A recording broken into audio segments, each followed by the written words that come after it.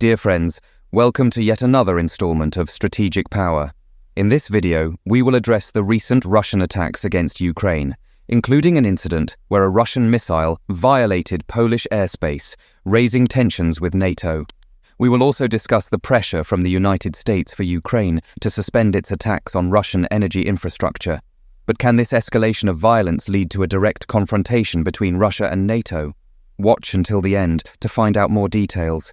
If you are not yet subscribed to the channel, do so now and turn on the notification bell to stay updated with the latest news.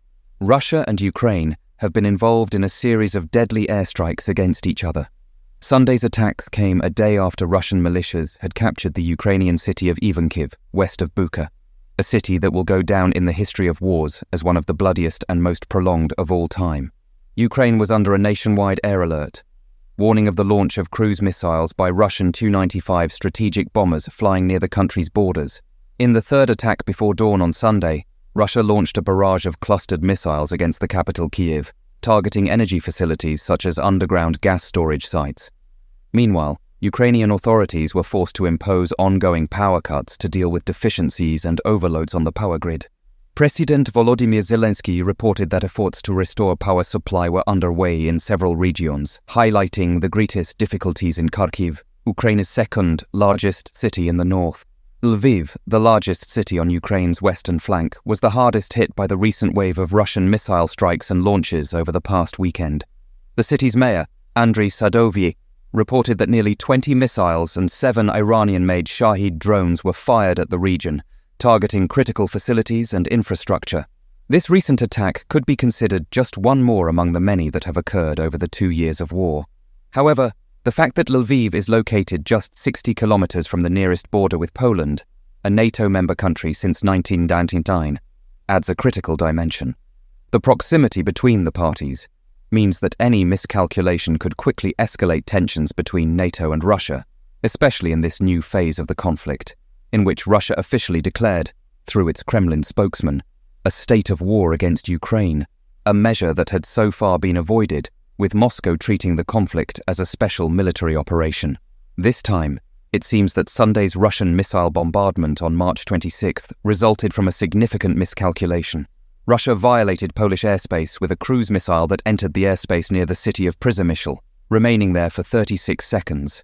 Given its speed and time spent, it covered only 2 kilometers. The Polish city of Przemysl is north of the Ukrainian city of Lviv, at a distance of only 60 kilometers. Additionally, Przemysl is approximately 7 kilometers from the town of Przewodow, which was controversial during the war in Ukraine. On November 15, 2022, during a Russian bombardment of Ukraine, a Russian missile crossed Polish airspace for nearly 40 kilometers before returning to Ukraine. At that time, the initial accusations came from Kyiv, alleging that it was a Russian missile and demanding that NATO take immediate action against Moscow. However, after a detailed investigation, it was verified that the missile was defensive and part of Ukraine's S-300 system. The operational command of the Polish armed forces emphasized that its troops were in a heightened state of alert this past Sunday, due to the intense long-range aviation activity of the Russian Federation and missile attacks in Ukraine. Polish and NATO allied aircraft were mobilized, including early airborne warning and control aircraft in Eastern Europe and the Baltic, and were spotted during the entire trajectory of the missile over Polish territory, both by Polish and NATO military radar systems. Poland's Defense Minister Mariusz Błaszczak stated that all air defense systems and the Air Force were activated, ensuring an effective response. He emphasized that the Russian missile would have been intercepted if there had been any indication that it was headed towards targets within Polish territory. The Polish authorities were monitoring the attack on Ukraine when the Russian missile penetrated Polish territory. In this situation, the defense commander ordered the scrambling of F-16 fighter jets in cooperation with NATO as part of the strategic response. The Polish Ministry of Foreign Affairs issued a statement requesting a direct explanation from Moscow regarding the missile. The note calls on the Russian Federation to cease the terrorist airstrikes against the inhabitants and territory of Ukraine, end the armed conflict, and seek to resolve the country's internal problems.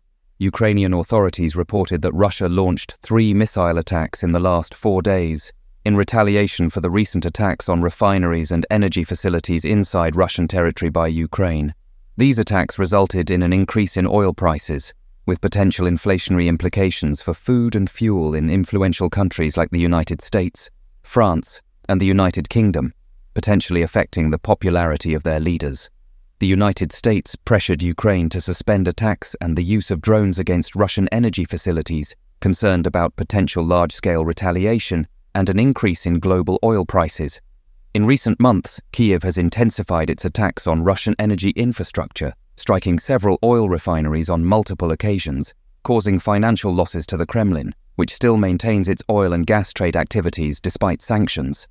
As a result, Washington instructed officials from Ukraine's Security Service and Military Intelligence Directorate, responsible for the attacks and use of precision drones, to cease such actions. Additionally, this past Sunday, another significant event occurred. The Ukrainian military forces claim to have struck 2 large Russian landing ships, along with other infrastructure used by the Russian Navy in the Black Sea during night attacks in the Crimean Peninsula. Prominent Russian authorities stationed in the Crimean Peninsula reported that their forces repelled a major Ukrainian attack over the weekend, considered the most significant in recent times, involving Western Storm Shadow or Scalp EG missiles, as well as drones. However, no damage to Russian warships was mentioned, although transport infrastructure, including ships and platforms, was partially damaged.